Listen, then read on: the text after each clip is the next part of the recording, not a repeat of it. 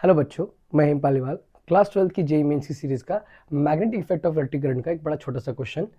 देखिए, सवाल ये बोल रहा है कि आपसे एक वायर है जिसकी लेंथ आपकी कितनी है 50 सेंटीमीटर, एक्स वायर है, और एक दूसरी वायर है जिसकी लेंथ कितनी है 5 मीटर।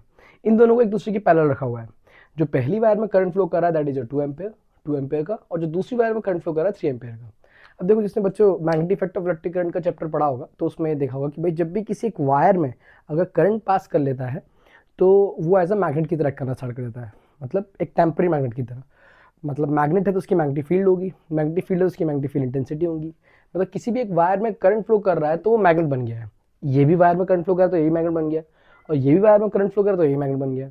अगर ये दो मैग्नेट एक दूसरे के सामने लेके आ रखे हैं पैरेलल में, तो ये दोनों एक दूसरे को डेफिनेटली अट्रैक्ट रिपेल करेंगे विद अ फोर्स। क्योंकि दो मैग्नेट्स आप अगर बचपन से भी देखें, दो मैग्नेट्स को एक साथ अगर लेके आएंगे तो या तो अट्रैक्ट करेंगे या रिपेल करेंगे, कोई ना कोई फोर्स लगेगा उसमें।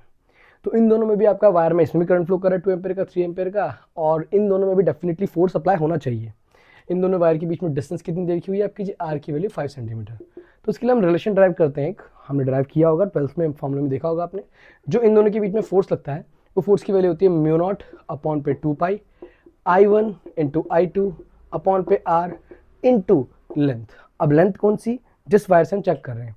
अब देखिए, इस क्वेश्चन में हमसे पूछ रहा था force acting on the wire Y X, जो वायर में वायर में फोर्स लगा रहा होगा, ठीक है, इसमें जो लगा रहा होगा। तो टेक्निकली जो हम लेंथ लेंगे यहाँ पे कौन सी लेंगे, 50 सेंटीमीटर की। अब देखो बच्चों, जब भी हम न्यूमेरिकल करते हैं तो हमेशा एसआई यूनिट्स का हम ध्यान रखते हैं। तो अगर मैं इसको पूरा प्रोसाइसली किया जाए तो जो एलेक्स की वैल्यू है वो कितनी है आपकी 50 सेंटीमीटर। इस सेंटीमीटर को अगर मैं मीटर में कन्वर्ट करूँगा तो कितनी आएगी 15 × 10⁻² मीटर।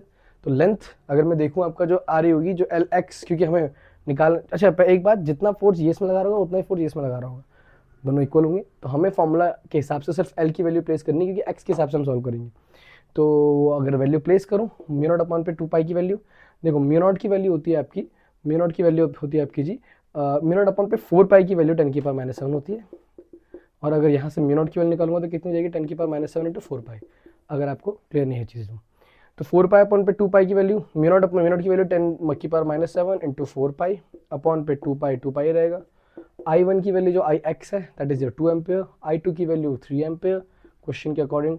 R की वैल्यू आपकी कितनी गिवन है 5 सेंटीमीटर, फिर से मीटर में कन्वर्ट करना पड़ेगा 10⁻⁻², 5 इंटू 10⁻⁻² मल्टीप्लाई बाय लेंथ जो हम x की, क्योंकि y के रिस्पेक्ट में निकालना है, तो हमने इसकी वजह से, इसकी मैग्नेटिक जो इसमें करंट फ्लो कर रही है उसकी वजह से इसमें कुछ आ रहा होगा ना फोर्स, तो हम वो कैलकुलेट कर रहे हैं। और उसकी वजह से मुझे लेंथ जो लेनी पड़ेगी वो कितनी लेनी पड़ेगी 15 × 10⁻²।